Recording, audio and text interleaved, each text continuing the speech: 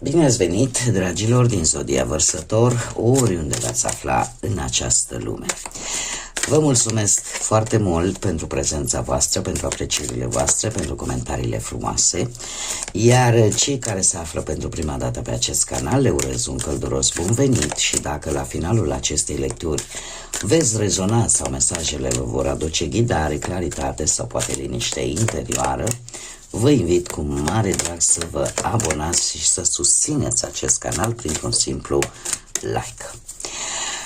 Toate aceste lucruri sunt gratuite, unicul lucru necesar este decât dorința fiecăruia dintre voi.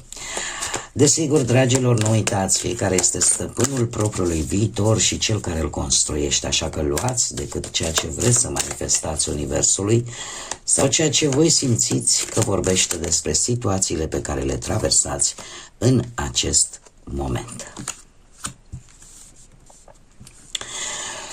Este o lectură generală, așa că vă rog, puteți să urmăriți oricând și cei care aveți nu doar soarele, ci și luna, Venus sau poate ascendentul în Zodia Vărsător, această lectură este de asemenea și pentru voi. Și acum haideți să mai extragem încă o carte. Și să vedem ce este important de știut pentru voi, dragilor din Vărsător. Și avem observatorul către mare și pentru a fi drept. Începem mai întâi cu numerele și avem 49, avem 13, 4, 7, 38 și 11. Interesant. Mă voi opri la acest 11. De ce? Pentru că este un număr maestru, este un număr cu energie yang, o energie masculină. Avem arhetipul vizionarului, acelui care inspiră și, bineînțeles, este guvernat de către planeta Uranus, aceeași planetă care vă guvernează și pe voi, dar în același timp putem vorbi și de soare. Asta îmi spune că arată o energie de iluminare, de inspirație, de o trezire spirituală și dorința voastră de a începe, de a crea anumite schimbări în viața voastră, un moment de trezire, un moment în care energia vă împinge să acționați într-un mod cât mai creativ, cât mai spiritual, să inspirați, de ce nu, și să conduceți prin puterea propriului exemplu și pe ceilalți. Arată un potențial foarte înalt, destul de greu de gestionat, poate pentru unii, pentru că cere să se acționeze, dar în acord cu anumite idealuri destul de înalte.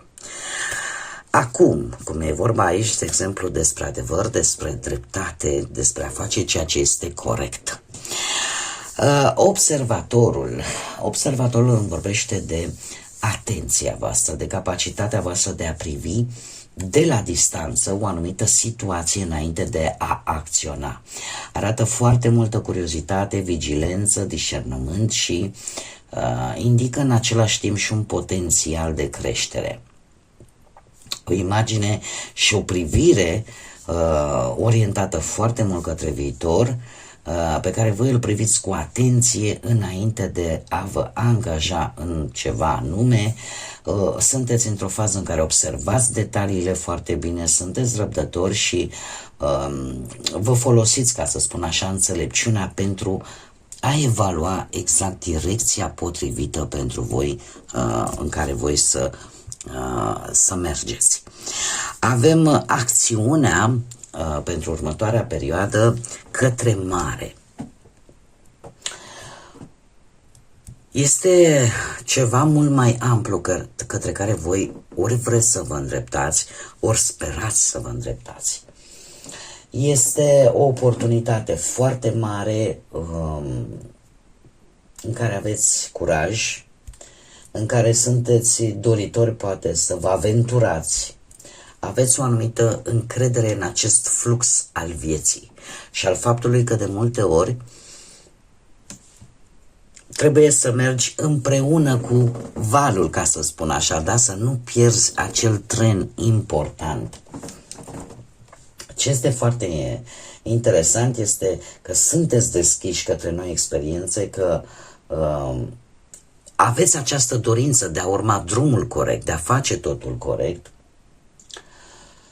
și în același timp poate că unii dintre voi, poate nu e pentru toată lumea, dar e posibil ca pentru unii dintre voi totuși teama asta de necunoscut vă face să ezitați. Sau poate dorința voastră de a controla totul să vă facă să pierdeți anumite ocazii bune prin faptul că sunteți foarte reținuți. Următoarea perioadă pentru voi vine cu ideea asta de a face ceea ce este drept, a face ceea ce este corect și arată foarte mult echilibru, foarte multă judecată corectă. În momentul în care veți lua decizii, mai ales dacă vorbim de situații care nu se rezolvă sau de anumite experiențe, lecții posibil din trecut, cumva acționați într-un spirit foarte echilibrat și foarte drept. E posibil să vă formați o perspectivă pe termen lung, care eu aș spune că sugerează într-un fel sau altul faptul că veți lua decizia corectă, cu calmitate, cu o privire de ansamblu. Tind să cred că e vorba de ceva situații din trecut în care vreți să vi se facă dreptate într-un fel sau altul. Poate să fie și acest lucru. Dar, de asemenea, îmi vorbește și de înțelepciunea de a învăța din acest trecut și de a acționa într-o manieră mult mai transparentă, mult mai clară în viitorul apropiat. Haideți să vedem ce ne spune și tarotul. Ce este important de știut pentru dragii mei din Vărsător?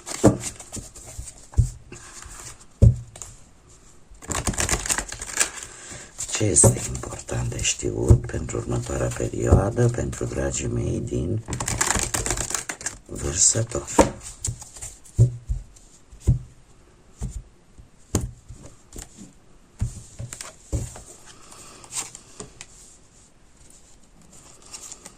Da, și se pare că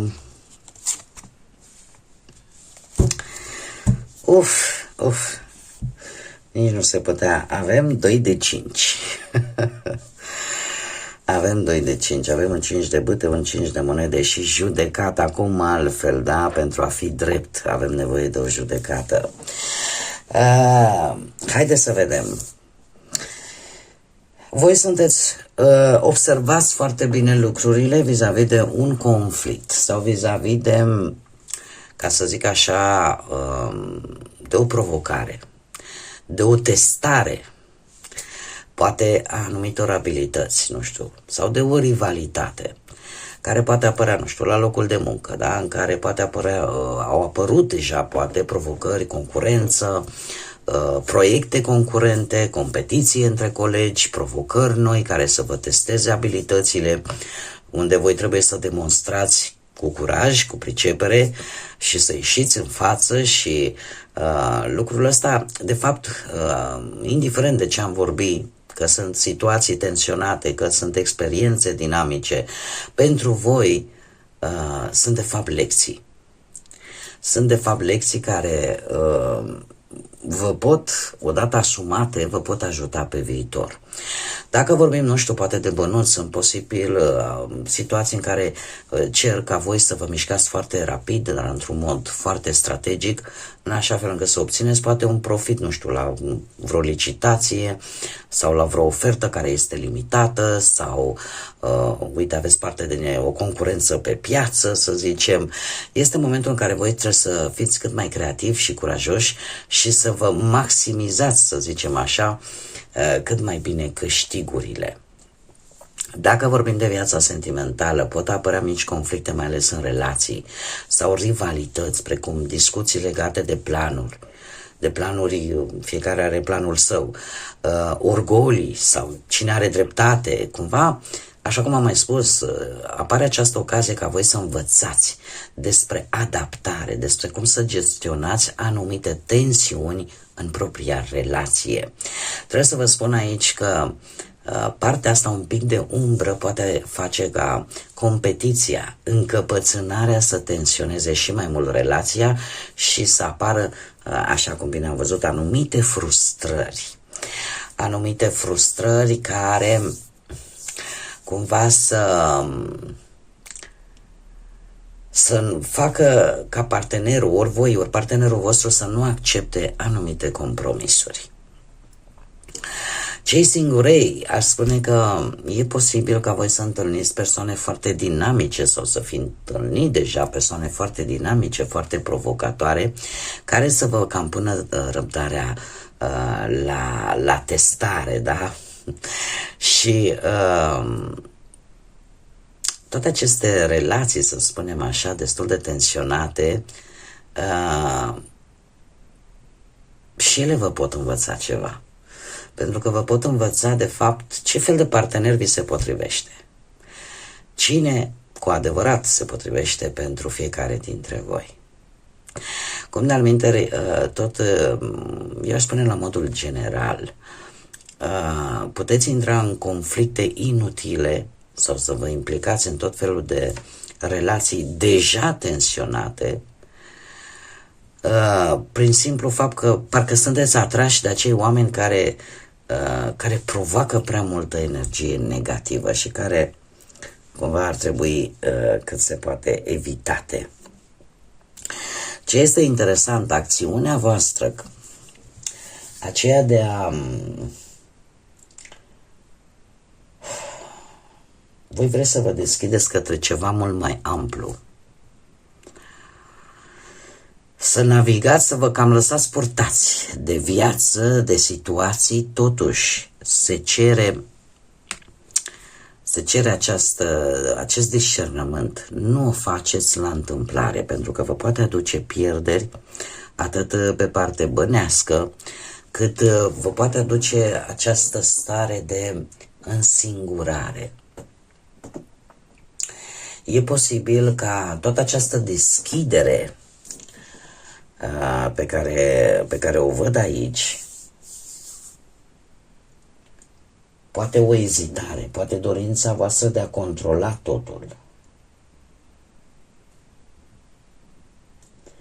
poate chiar dorința voastră de a urma drumul corect.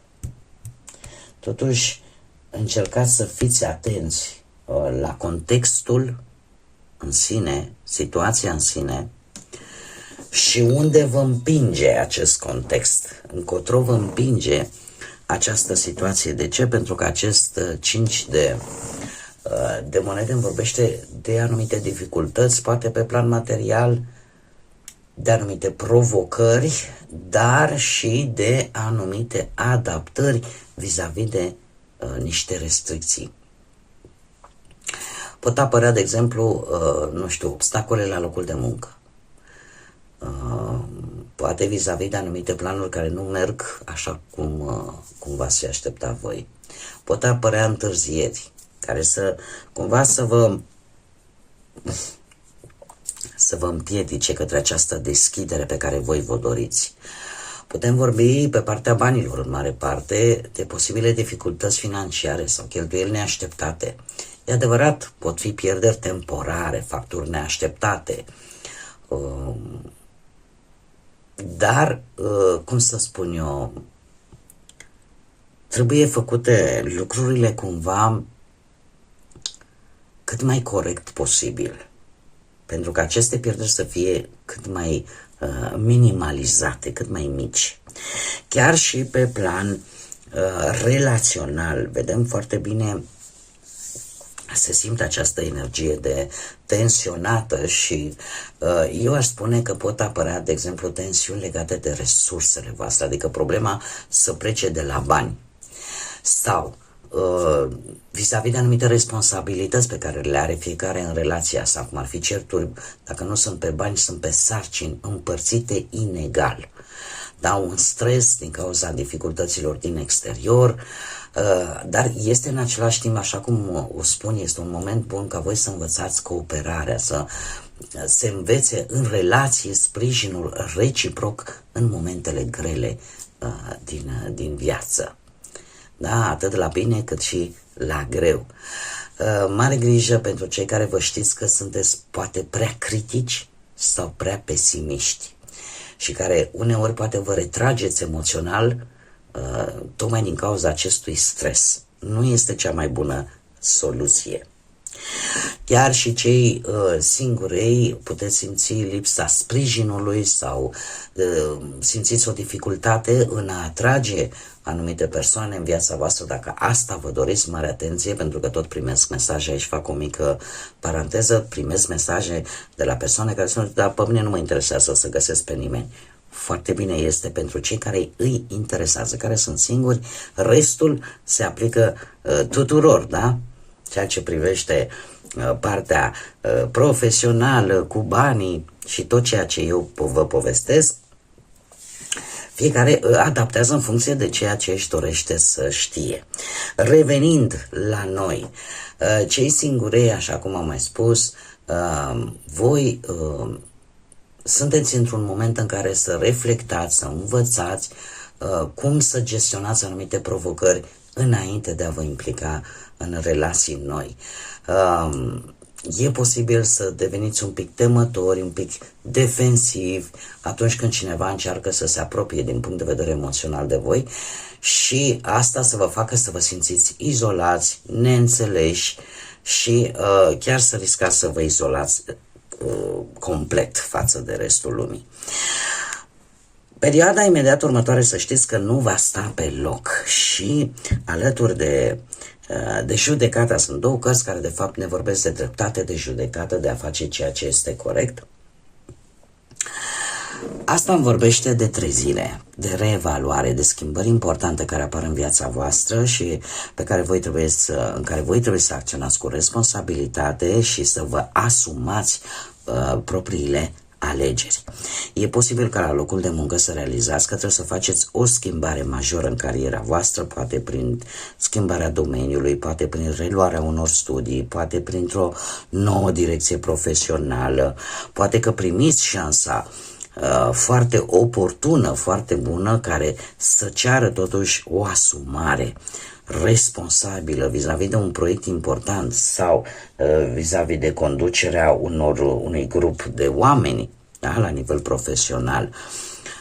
Este un moment tare bun în care voi să vă recunoașeți meritele, să vă folosiți experiența din trecut pentru a putea avansa. Dar asta cu responsabilitate vis-a-vis de aceste alegeri. De asemenea, chiar și pe partea banilor pot apărea șanse în care să vă organizați financiar cât mai bine, să corectați greșelile anterioare printr-o refinanțare, poate din punct de vedere economic sau prin închiderea unor datorii. Cumva puteți face alegeri financiare mult mai înțelepte folosind experiența trecută. E posibil chiar și un venit suplimentar sau o recompensă pentru eforturile pe care le-ați depus într-un anumit proiect cu ceva timp în urmă, care pot veni, nu știu, sub forma unui bonus, sub vreo moștenire, un proiect care vouă va reușit. Dar și aici trebuie să fiți atenți, să acționați, pentru că puteți pierde această oportunitate importantă și apare tendința asta de a rămâne blocat în lucruri din trecut și să nu folosiți această șansă de a corecta acest lucru. Chiar și pe partea sentimentală, relația trece într-adevăr și va trece printr-o perioadă de claritate, de reconciliere, dar în urma unor discuții sincere, în urma unor asumări a unor greșeli vis-a-vis de ambii parteneri, mare atenție, în care fiecare trebuie să-și dea seama de fapt ce este important pentru viitorul relației voastre. Poate apărea, desigur, și sentimentul de vinovăție sau de reproșuri din trecut și e posibil de asemenea ca una dintre părți, unul dintre voi, ori perechea voastră să refuze schimbarea și în felul acesta relația să stagneze, să nu evolueze. Cei singurei aș spune că este un moment în care voi evaluați relațiile voastre din trecut, un moment în care veți învăța lecții importante pentru că veți vedea ce a mers și ce nu. Puteți lua decizii mult mai conștient privind viitoarele relații și asta în urma experiențelor pe care voi le-ați acumulat. Adică am văzut ce nu a mers în relațiile mele, e ca și cum ai spune, dacă e ceva de reparat, voi repara, dacă e ceva de învățat, voi învăța, în așa fel încât să știți exact cum să acționați în următoarea perioadă și, în general, în viitor. Haideți să vedem și care este mesajul important pentru voi, dragilor, din Vărsător pentru această perioadă. Care este mesajul important pentru dragii mei din Vărsător? Și avem vizionarul, pe dacă voi nu sunteți vizionari, cine să fie? Avem girafa. Ridică-te deasupra a ceea ce contează cu adevărat. Mergi prin viață cu grație, ești capabil să vezi drumul corect, rămâi drept și rămâi drept în, cum să spun eu, în ceea ce tu știi că meriți, tu știi că ești capabil și iubește cu o inimă mare. Este de fapt un îndemn de a nu uita cine ești, de a nu uita energia pe care o reprezinți. Pentru că voi, dragilor, prin natura acestei zodii, Vărsătorul este o zodie vizionară, este acel rebel, acel revoluționar care în permanență va căuta dreptatea, care în permanență va da la o parte ceea ce este putred, ceea ce nu este corect și este cel care vine cu această energie inovatoare, căutătorul de nou. Practic este un mesaj care să vă spună: adu-ți aminte cine ești, adu-ți aminte ce poți să faci. Și atunci, cu siguranță, de multe ori reîntoarcerea la origine, reîntoarcerea la bază, ne poate ajuta să ne înțelegem mult mai bine pe noi înșine și să vedem de fapt de ce suntem capabili și cât potențial există în fiecare dintre noi. Bun, dragii mei, cam acestea au fost mesajele pentru voi. Vă mulțumesc tare mult că ați fost alături de mine și până la o nouă lectură, nu uitați, suflete frumoase, să zburați înalt, să lăsați iubirea, credința, pacea și lumina să vă însoțească la fiecare pas.